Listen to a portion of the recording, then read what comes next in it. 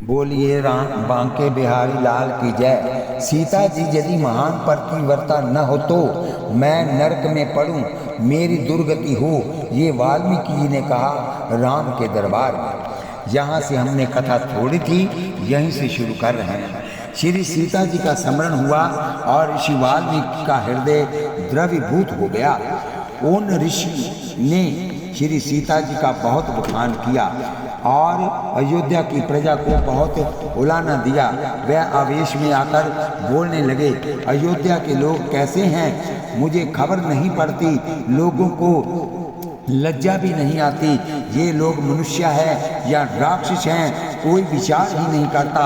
तुम लोग राम जी को क्यों नहीं कहते कि माता जी की जल्दी घर में पधराओ, माता जी को जल्दी घर में पधराओ, नहीं तो हम अन्न जल छोड़कर प्राण त्याग करते हैं।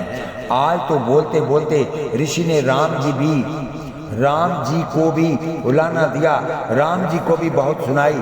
इन्होंने राम जी से कहा, तुम्हारा अन्य सभी कुछ ठीक है, परंतु तुमने श्री सीता जी का त्याग किया है, ये बहुत बुरा किया है। मुझको ये सहन नहीं होता। मेरी बहुत भावना है कि सीता जी के स्वर्ण सिंहासन पर आप विराजो और मैं दर्शन करूं। मुझे दक्षिणा में और कुछ भी नहीं मांगना, केवल इतना ही मांगना है कि वह मेरी कन्या महान पतिव्रता है। ऋषि बहुत आवेश में बोलने लगे। उस समय राम जी सिंहासन से उठकर दौड़ते हुए गए, वाल्मीकि जी के चरण पकड़े और ऋषि के चरणों में माथा नवाया। कहा, मैं जानता हूँ कि वह महान पतिव्रता है, निर्दोष है, परंतु गुरु जी मैं क्या करूं, मेरा दोष नहीं। अयोध्या के लोग चाहे जैसा बोलते हैं, कितनों ही ने के मन में शंका है। लंका में उन्होंने अग्नि में प्रवेश किया था, परंतु अयोध्या की प्रजा को विश्वास नहीं आता। मेरे चरित्र के विषय में लोगों को शंका होती है। प्रजा को शुद्ध चरित्र का आदर्श बताने के लिए मेरी इच्छा ना होते हुए भी मैंने त्याग किया है। सीता जी की पतिव्रता का मुझे तो विश्वास है, परंतु अयोध्या के लोगों को विश्वास होना चाहिए। मेरी बहुत इच्छा है कि एक बार सीता जी दरबार में पधारें और अयोध्या जी की प्रजा को विश्वास हो सके, ऐसा कोई उपाय बतावें। उनके पश्चात मैं सीता जी को घर में ले आऊं। बोलिए वृंदावन बिहारी लाल की जय। वाल्मीकि जी आश्रम में आते हैं और सीता जी को समझाते हैं, बेटी आज राम जी के साथ बहुत बातें हुई हैं और प्रभु ने तो ऐसा कहा है कि मेरी बहुत इच्छा है कि एक बार मैं दरबार में आवे। सीता बेटी तुम जाओगी तो मैं तुम्हारे साथ रहूँगा। ऋषि सीता जी को समझाते हैं। सीता जी बहुत व्याकुल हुई। उन्होंने दोनों हाथ जोड़कर कहा, पति देव की आज्ञा का पालन करना मेरा धर्म है। प्रभु ने मेरा त्याग किया, ये योग्य था, और आज मुझे दरबार में बुलाते हैं, ये भी योग्य है। ये जो कुछ भी करते हैं वह सब ही योग्य है। उनकी इच्छा है तो मैं दरबार में आऊंगी। वाल्मीकि जी रामचंद्र जी के पास आए और उन्होंने कहा कि महाराज सीता जी दरबार में पधारेगी, इसके लिए दिन निश्चित हो गया। नियत दिन पर भारी दरबार भरा हुआ है। देवता और ऋषि दरबार में आए हुए हैं। अयोध्या की प्रजा दौड़ रही है। सभी को सीता जी का प्रभाव देखने की इच्छा है। वाल्मीकि जी सीता जी को दरबार में लेकर आते हैं। श्री सीता माँ वाल्मीकि जी पीछे पीछे चल रही है, नजर धरती पर है। श्री सीता माँ किसी पर दृष्टि डालती नहीं। माँ ने दोनों हाथ जोड़ रखे हैं, वह जगत को वंदन कर रही है। माँ ने काशाय वस्त्र पहन रखे हैं, भगवे रंग के। सौभाग्य अलंकार के अलावा दूसरा कोई श्रृंगार नहीं है। श्री राम जी के वियोग में सीता जी ने अनाज का सेवन किया नहीं है, इससे माँ का श्री अंग अतिशय दुर्लभ दिख पड़ता है। लव कुश पीछे पीछे चल रहे हैं। अयोध्या की प्रजा सीता जी का दर्शन करती हैं। श्री सीता माँ का दर्शन करते करते सब रोने लग गए। श्री सीता माँ का जय जयकार होने लगा। सिंहासन पर श्री रामचंद्र जी विराजे हुए हैं। श्री सीता जी उनका वंदन करती है। उसके पश्चात सीता माँ का सुंदर भाषण हुआ। धरती पर नजर रखकर माँ बोली, श्री रामचंद्र जी के बिना किसी पुरुष का मैंने स्मरण भी किया न हो तो प्रभु के द्वारा त्याग किए जाने पर भी मेरे मन में उनके प्रति कोई भाव न आया हो। पतिव्रता धर्म का मैंने बराबर पालन किया हो। आचरण, वाणी और विचार से सदा सर्वदा श्री राम जी का ही मैंने चिंतन किया हो। ये सब जो मैंने कहा है वह सत्य हो तो हे धरती माँ अब तो मुझे मार्ग दो, मुझे अब इस जगत में रहना नहीं है। सीता माँ के मुख से ज्यों ही ये शब्द निकले वहीं पर एकाएक धड़ाका हुआ, धमाका हुआ, धरती फट गई। शेषनाग के फन के ऊपर स्वर्ण का सिंहासन बाहर आया।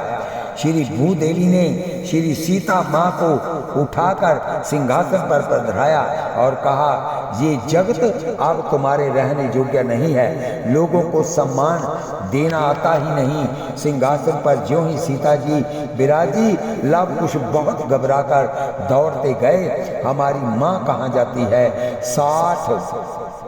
7-8 वर्ष के बालक हैं। माँ ने बल्लियाँ ली और कहा, बेटा राजा राम तुम्हारे पिता हैं, तुम अब अपने पिताजी की सेवा करना, तुम्हारी माँ जाती है। सब देखते ही रह गए। एक क्षण में सिंहासन के साथ श्री सीता जी अदृश्य हो गई, धरती में लीन हो गई। पीछे तो अयोध्या के लोग बहुत विलाप करते हैं। श्री राम आनंद रूप हैं, परंतु सीता जी के वियोग में उन्होंने भी विलाप किया है। श्री सीता जी का चरित्र अति दिव्य है, उनकी प्रत्येक लीला दिव्य है। श्री सीता जी का जन्म दिव्या, श्री सीता जी का जीवन दिव्या और सीता जी का शेष लीला भी दिव्या। श्री सीता जी के समान महान पतिव्रता स्त्री इस जगत में कोई हुई नहीं, भविष्य में होगी भी नहीं। श्री सीता राम जी की लीला अति दिव्या है। श्री सीता राम जी मानव समाज को धर्म का शिक्षण देने के लिए आए हैं। सब धर्म का पालन करें, उनकी ही भक्ति भगवान को सुहाती है। भक्ति भी प्रेम की मर्यादा में रहकर करनी चाहिए। भक्ति धर्मानुकूल न हो, अधर्म युक्त हो तो वह भक्ति नहीं, भ्रम है। जिसका जो कर्तव्य भगवान ने निश्चित किया है उसका वह बराबर पालन करे। स्वयं का धर्म जो छोड़ता है उसकी भक्ति सफल नहीं होती। ब्राह्मण संध्या छोड़े और प्रभु की सेवा करने जाए तो भगवान उनकी सेवा को स्वीकार नहीं करते। घर में पति देव बीमार हो और पत्नी को मंदिर जाने के लिए मनाही करने पर भी पत्नी दर्शन करने जाए तो भगवान से सन्मुख देखते नहीं। भक्ति भी धर्म की प्रत्येक मर्यादा पालन ही करनी चाहिए। धर्म के विरुद्ध की गई भक्ति ईश्वर को सहन नहीं होती। श्री सीताराम जी ने अपने चरित्र के आचरण से जगत को ज्ञान दिया है। बोलिए सियावर रामचंद्र महाराज की जय। श्री रामचंद्र जी का और सीता जी का तो क्या वियोग होना है। श्री सीता जी स्वर्ण सिंहासन पर सर्वकाल में विराजे हुए हैं। ये अविनाशी है, ये तो नित्य दंपति है, इनका तो नित्य संयोग है, इनका वियोग तो कभी होता ही नहीं। वैष्णव जन सतन श्री सीताराम जी का दर्शन करते हैं। वाम भाग शोभित अनुकूला, आदि शक्ति छवि निशि जगमूला। श्री राम राम धरनी धर राम राम, श्री राम राम करुणा कर राम राम, श्री राम राम मनुजाकृति राम राम, श्री राम राम कमलापति राम राम। श्री राम नाम की महिमा। भगवान शंकर रामायण के प्रधान आचार्य हैं। रामचरितमानस का वर्णन 100 करोड़ श्लोकों में श्री शिवजी ने किया है। 7 कोटि रामायण के 100 करोड़ श्लोक हैं। उसको संक्षेप में कौन कर सकता है। राम कथा सागर के समान है, हरि अनंत हरि कथा अनंता। शिव जी ने कहा, मैं श्री राम जी की कथा करता हूँ, सब दिन सतत राम नाम जपता हूँ, परंतु श्री राम जी कैसे हैं वह मैं जानता नहीं। शिव जी की ये विनम्रता है, जो जानते हैं हम कुछ जानते नहीं, इस प्रकार समझकर जप करते हैं। वह भी सब कुछ जानते हैं, वह सब कुछ ही जानते हैं। भगवान शंकर सतत राम नाम का जप करते हैं। ओमकार में जो शक्ति है वही शक्ति राम नाम में है। राम नाम सब वेदों का सार है। एक बार महादेव बाबा के दरबार में देवता आए, ऋषि आए और राक्षस भी आए। महादेव बाबा का दरबार सब के लिए सब समय खुला है, जब भी जाओ दर्शन होते हैं। और बाबा के दरबार के 4 दरवाजे हैं और रास्ते हैं अंदर जाने के, लेकिन गेट किसी को नहीं लगा, दरवाजा किसी को नहीं लगा, चौगाट लगी है चारों तरफ। रात्रि के 12 बजे तुम राम जी के दर्शन करने जाओ तो राम जी दर्शन देते नहीं। ये तो राधा अधिराज हैं, शयन करते हैं, परंतु रात्रि 12 बजे कोई शंकर दादा के दर्शन करने जाए तो दर्शन कर सकता है। शंकर दादा का दरबार बंद होता नहीं, इसका कोई दरवाजा बंद नहीं होता। ये तो कहते हैं कि रात्रि 12 बजे तो क्या, तुमको रात्रि 2 बजे आना हो तो आओ, मैं तो बैठा हुआ हूँ, जब आना हो तब आओ, और जिसको आना हो वह आओ। सब के लिए शिव जी का दरबार खुला है। राम जी के यहाँ हर के प्रवेश मिलता नहीं। राम जी के दरबार में तो उसी को प्रवेश मिलता है जो राम मर्यादा का पालन करता हो, राम जी जैसी मातृ पितृ भक्ति रखता हो, राम जी जैसा संयम सदाचार का पालन करता हो। राम जी के द्वार पर हनुमान जी खड़े रहते हैं, उनकी आज्ञा के बिना कोई अंदर प्रवेश कर सकता नहीं। बोलिए वृंदावन बिहारी लाल की जय। राम द्वारे तुम रखवारे, होत न आज्ञा बिन पैसारे। राम हनुमान जी की आज्ञा के बिना राम के दरबार में कोई नहीं जा सकता। राम के दरबार के बाहर हनुमान जी खड़े हैं। हनुमान जी पूछते हैं आने वाले भक्त से, माता पिता की सेवा की है, नहीं की तो जाओ वापस। बड़े भाई का आदर सम्मान किया है, नहीं किया तो वापस जाओ। छोटों भाइयों से प्रेम किया है, नहीं किया है तो जाओ वापस। राम जी के दरबार में प्रवेश मांगने वाले से हनुमान जी पूछते हैं, तुम मेरे राम जी जैसे बंधु प्रेम रखते हो, संयम रखते हो, मेरे राम जी की मर्यादा का पालन करते हो, पर स्त्री को माता के समान देखते हो। राम जी मर्यादा पालन करें, उसी को दरबार में प्रवेश करने का अधिकार मिलता है। हनुमान जी सबको अंदर जाने देते नहीं। श्री कृष्ण के दरबार की कथा अलग है। कन्हैया कहते हैं कि मेरे यहाँ आना है तो नाक में बाली पहननी पड़ेगी, साड़ी भी पहननी पड़ेगी। मेरे दरबार में आना हो तो गोपी बनकर आओ। शिव जी का ही एक दरबार ऐसा है कि जो चाहे वहाँ जा सकता है। भगवान शंकर तो आशुतोष हैं, सरलता से ही रिझ जाते हैं। शिव जी के दरबार में हर एक को प्रवेश मिलता है। वहाँ देवता आते हैं, ऋषि आते हैं, दैत्य आते हैं, भूत पिशाच भी आते हैं। तुम मथुरा तो गए होंगे, मथुरा में भूतेश्वर महादेव का मंदिर है।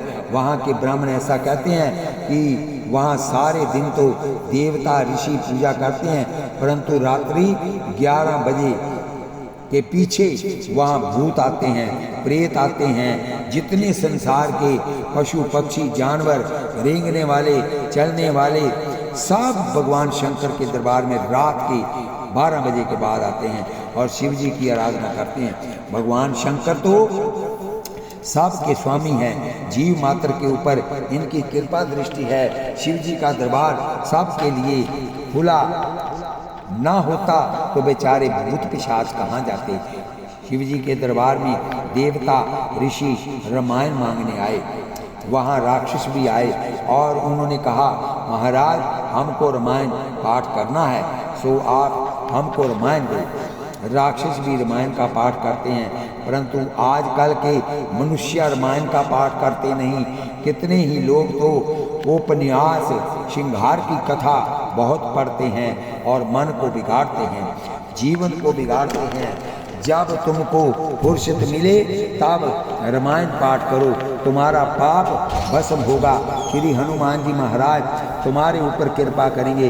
राक्षसों को भी राम अच्छे लगते हैं, राम जी का वर्णन देवता और ऋषि भी करते हैं। ऐसा नहीं है, राक्षस भी उनकी प्रशंसा करते हैं। रावण भी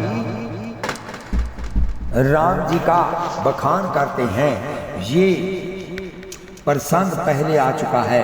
राक्षसों को भी रामायण रुचिकर है, वह भी रामायण का पाठ करते हैं। सब मिलकर भगवान नीलकंठ के पास आए और कहा कि महाराज हमको रामायण दो।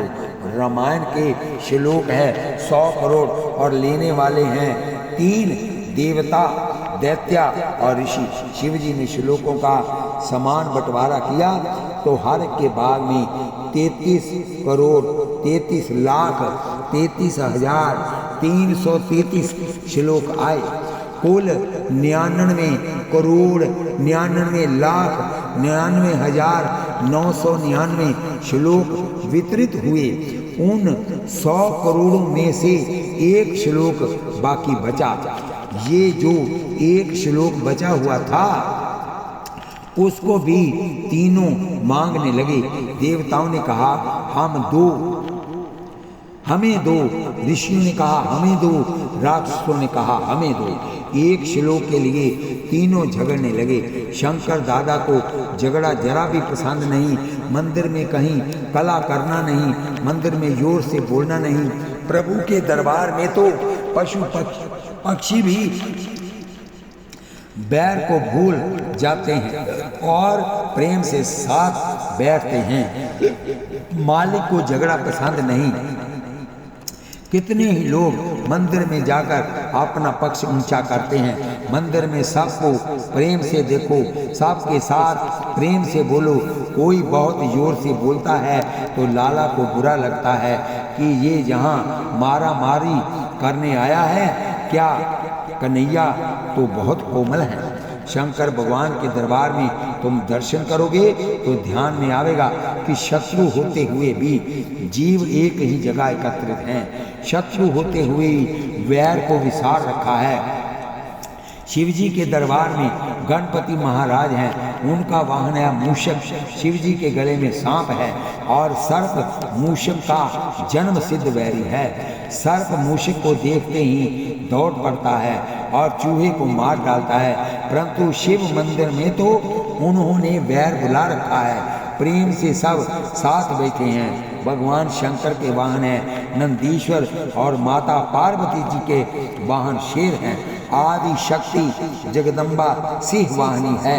माता जी को सिंह बहुत प्रिय है। सिंह हिंसा तो बहुत करता है, परंतु सिंह में एक बहुत बड़ा सद्गुण है। सिंह वर्ष में एक ही बार काम सुख भोगता है, बाकी 359 दिन ये संयम रखता है। सिंह संयम की मूर्ति है और इसीलिए अतिशय शक्ति जगदम्बा ने सिंह को पसंद किया है। माता जी के मंदिर में सिंह की स्थापना होती है। देवी भागवत में आदि शक्ति जगदम्बा के 51 सिद्ध पीठों की कथा आती है। देखो, स्वर व्यंजन मिलने से 51 होते हैं। इनको प्रकट करने की जो शक्ति है वह 51 पीठों में विराजती है। आदि शक्ति जगदम्बा जहाँ विराजती है वहाँ सिंह की स्थापना होती है। काशी में विशालाक्षी है, कांची में कामाक्षी है, मथुरा में मीनाक्षी है। प्रत्येक पीठ में सिंह की स्थापना है। माता जी का वाहन सिंह और शिव जी का भगवान का वाहन नंदी। सिंह और बैल का जन्म सिद्ध बैल है, परंतु शिव जी के धाम में ये बैल भूल जाते हैं। बोलिए वृंदावन बिहारी लाल की जय। नारायण के दरबार में भी शत्रु एकत्रित हुए हैं। नारायण के वाहन है गरुड़ और शैया है शेष। गरुड़ और सर्प का वैर जन्म सिद्ध है। पुराण में कथा आती है, सर्पों ने गरुड़ जी की माता को बहुत त्रास दिया था, परंतु नारायण के सन्मुख आने के बाद वह वैर भूल जाते हैं। मंदिर में वैर विष को भूल जाओ, आंख में प्रेम रखकर सबको प्रेम से देखो। शिव जी को आश्चर्य हुआ कि एक श्लोक के पीछे तुम लोग झगड़ा करते हो। मेरे धाम में आने के पश्चात तो पशु पक्षी भी बैर नहीं रखते, झगड़ा नहीं करते, फिर तुम क्यों करते हो? शिव जी ने उलाना दिया। फिर भी तीनों जनों ने एक श्लोक के लिए मांग चालू रखी। तब शंकर बाबा ने, तुम लोग ऐसा दुराग्रह न करो, इस श्लोक के अक्षर मैं तुमको समान भाग से बांट देता हूँ। ये श्लोक अनुष्टुप छंद में था। अनुष्टुप छंद के अक्षर होते हैं 32। शिवजी महाराज ने बंटवारा किया, तब हर एक को 10-10 अक्षर वितरित हुए। 30 अक्षर बांटे तथा 2 बाकी बचे। इन 2 अक्षरों के लिए भी तीनों झगड़ने लगे कि हमको दो।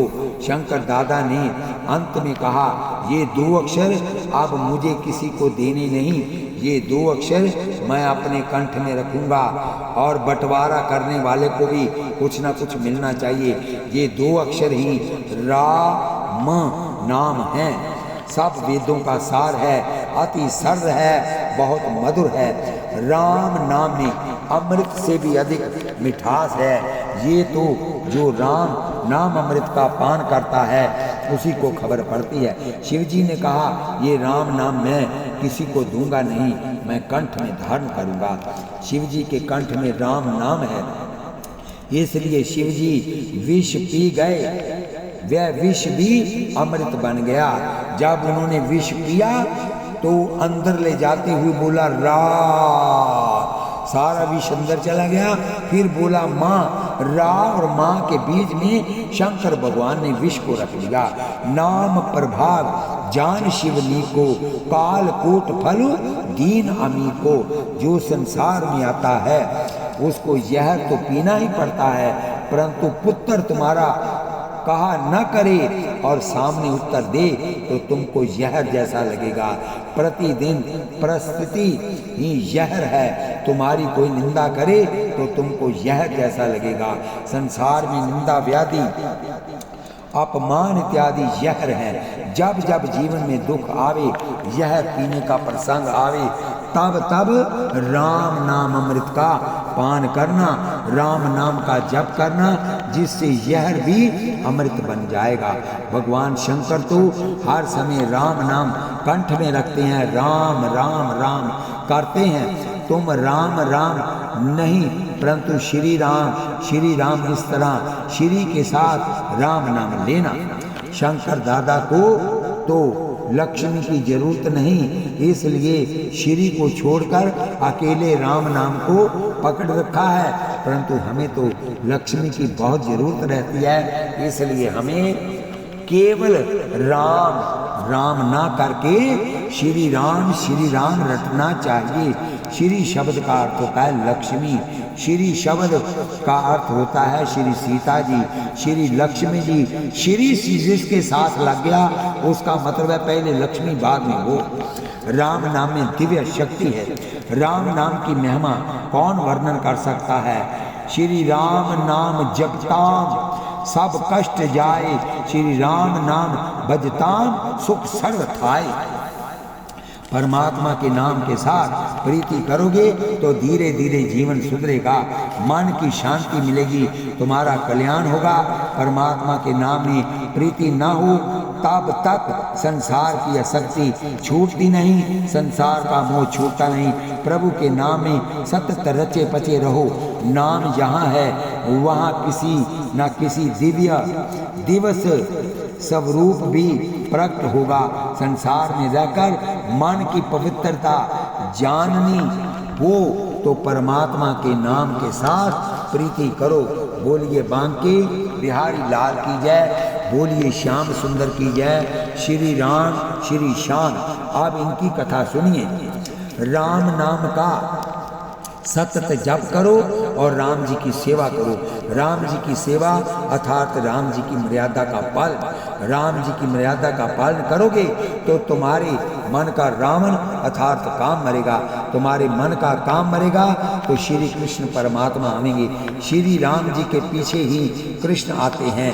भागवत में श्री राम चरित्र के कहने के उपरांत श्री कृष्ण चरित्र का वर्णन किया है। श्री रामचंद्र जी का वर्णन रामायण में विस्तार से किया हुआ होने पर श्रीमद् भागवत में भी उनका संक्षेप में वर्णन किया गया है।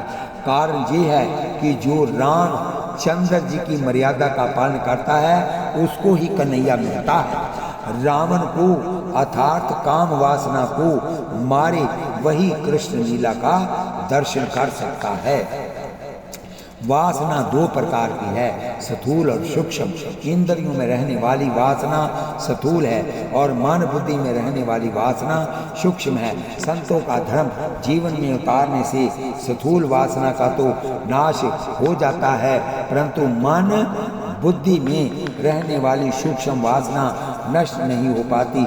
सूक्ष्म वासना का नाश तो श्री राम श्री कृष्ण ही करते हैं। श्री रामचंद्र जी सूर्य वंश में प्रकट हुए हैं और श्री कृष्ण चंद्र वंश में प्रकट हुए हैं। चंद्र मन के मालिक हैं और सूर्य बुद्धि के। मन बुद्धि में रहने वाली सूक्ष्म वासना का तभी विनाश हो पाता है जब श्री राम कृष्ण की आराधना करने में आवे। वासना का पूर्ण क्षय हुए बिना मोह का नाश होता नहीं और मोह का नाश हुए बिना मुक्ति मिलती नहीं। मन में से सूक्ष्म मल का नाश हो तभी मन मरता है। मन मरे, मन श्री राम कृष्ण में मिल जाए तो मुक्ति मिलती है। आत्मा तो नित्य मुक्त है। मुक्त तो मन को करना है, बंधन मन को बांधने हैं। मन के बंधन का आरोप अज्ञान से आत्मा अपने ऊपर ले लेता है। यह अज्ञान से ऐसा समझता है कि मुझे किसने बांधा है। श्री रामचंद्र जी ने बाली की पत्नी तारा को ज्ञान देते हुए कहा है, मन एव ही संसारो बंधन शिष्य मना शुचे आत्मा मना समान तव मेत्य तद गत बंध भाग। तुलसीदास महाराज ने इस पर सुंदर दृष्टांत दिया है। ईश्वर अंश जीव अविनाशी चेतन अमल सहज सुख राशि सो माया बस भयउ गुसाई बंदो कीर मरगट की नाई। जीव ईश्वर का अंश है, आत्मा आनंद रूप है। सुख दुख मन को होते हैं, मन की कोई स्वतंत्र सत्ता नहीं। ये आत्मा की सत्ता लेकर काम करता है।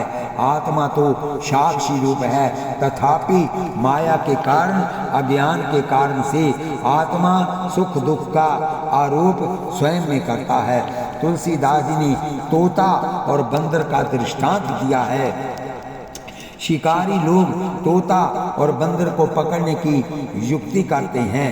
तोते को पकड़ने के लिए वह जमीन में थोड़े अंतर से दो खूंटियां लगाते हैं और जमीन से थोड़ी ऊंचाई पर दोनों खूंटियों के बीच तार बांधते हैं। तार को कई एक पोली नली में पिरो देते हैं। पीछे उनके आगे अनाज के थोड़े दाने बिखेर देते हैं। तोता वह दाना खाने आता है।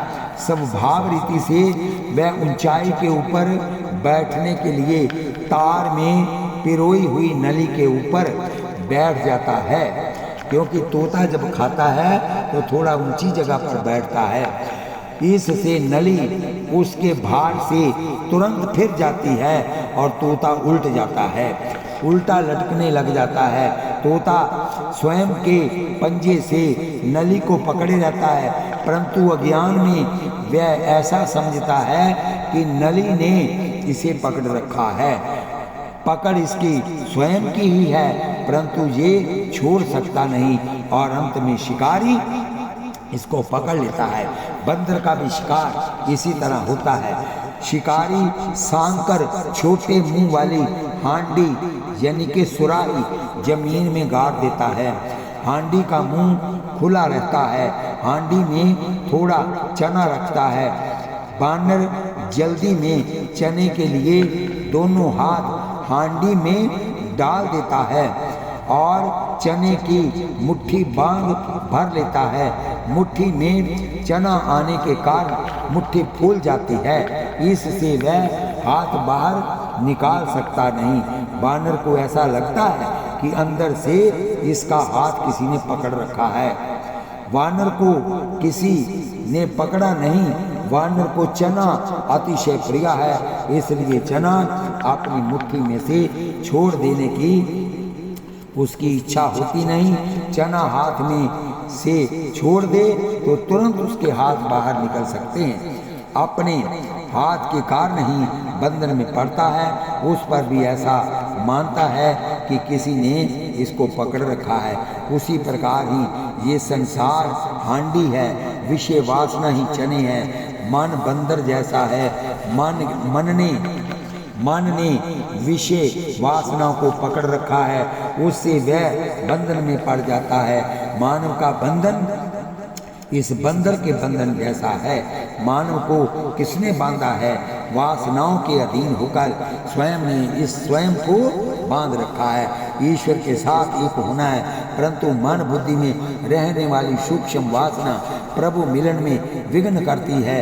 मानव का लक्ष्य परमात्मा से मिलना है, ईश्वर के साथ एक रूप होना है। उसके लिए बुद्धि में से भी वासनाओं का विनाश करना है। बुद्धि में वासना का थोड़ा भी अंश रह जाए तो बुद्धि निवर्ष्यन होती नहीं, शुद्ध होती नहीं, स्थिर होती नहीं। बुद्धि को निर्व्यसन करने के लिए, शुद्ध करने के लिए, स्थिर करने के लिए मन के मालिक चंद्र की और बुद्धि के मालिक सूर्य की आराधना करनी चाहिए। श्री राम न आवे तब तक श्री कृष्ण आते नहीं। भागवत में मुख्य कथा श्री कृष्ण की होने पर भी पहले राम जी को पधराया है और पीछे श्री कृष्ण पधारे हैं। मनुष्य राम जी की मर्यादा का पालन करे तो ही श्री कृष्ण लीला का रहस्य समझ सकता है। मनुष्य को थोड़ी संपत्ति मिले, थोड़ा अधिकार मिले, उसी से वह मर्यादा को भूल जाता है।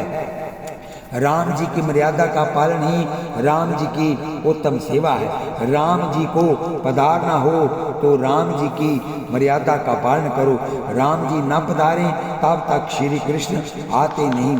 जो वेद की शास्त्रों की मर्यादा का बराबर पालन करते हैं उन्हीं का मन शुद्ध होता है, उन्हीं को पीछे प्रेम भक्ति का रंग लगता है। इसलिए मर्यादा पुरुषोत्तम की लीला पहले वर्णन की गई है, पुष्टि पुरुषोत्तम पीछे आए हैं। उदाहरण के तौर पर मास्टर जी सरल अक्षर पहले पढ़ाते हैं और जटिल अक्षर पीछे पढ़ाते हैं। श्री राम मर्यादा रूप है और श्री कृष्ण प्रेम रूप है। मर्यादा और प्रेम जीवन में उतारोगे तो सुखी रहोगे।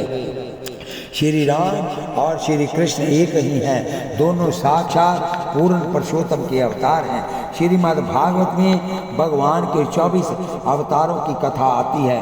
महापुरुष कहते हैं कि अल्पकाल के लिए थोड़े जीवों का उद्धार करने के लिए जो अवतार होता है वह अंशावतार है, और अंत काल के लिए अनंत जीवों का कल्याण करने के लिए जो अवतार होता है वह पूर्ण अवतार है। भगवान के जितने अवतार हुए हैं वह सभी श्रेष्ठ हैं। कोई अवतार साधारण नहीं, परंतु श्री राम और श्री कृष्ण के समान कोई हुआ नहीं। इनकी लीला अलौकिक है। बोलिए वृंदावन बिहारी लाल की जय। भक्ति में दुराग्रह न रखो।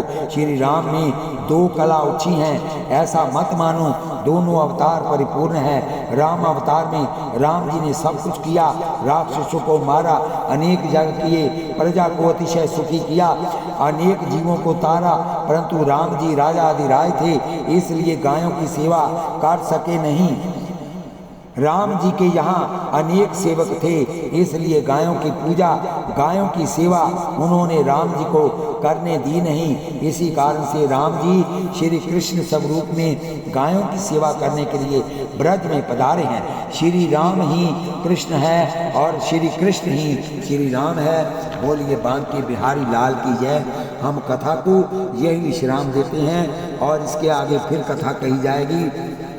इस कथा को सब्सक्राइब कीजिए, लाइक कीजिए, शेयर कीजिए, ताकि आपके जीवन में श्री राम और श्री कृष्ण की भक्ति उतरे। माला लेकर बैठिए और यहाँ तक ये कथा जाएगी आपके द्वारा शेयर की हुई। जो लोग इसको पढ़ेंगे उसका आधा पुण्य आपको प्राप्त होगा। बोलिए वृंदावन बिहारी लाल की जय। बोलिए श्री कृष्ण गोविंद हरे मुरारे। हे नाथ